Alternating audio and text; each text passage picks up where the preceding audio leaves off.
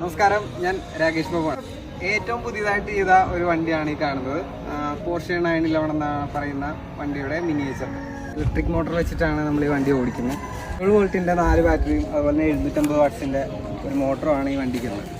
അത്യാവശ്യം വലിയ 2 പേർക്ക് ഇരിക്കാവുന്ന രീതിയിലുള്ള സീറ്റിംഗ് കപ്പാസിറ്റി വണ്ടിക്കുണ്ട്. പിന്നെ ഇത് ചാർജിങ് സ്ലോട്ട് വന്നിട്ട് ഇതിൻ്റെ ഉള്ളിലാണ് നമ്മൾ കൊടുത്തേക്കുന്നത്. ഇതാണ് ഇതിൻ്റെ ചാർജർ. ഇവിടെയാണ് ചാർജിങ് സ്ലോട്ട് വരുന്നത്.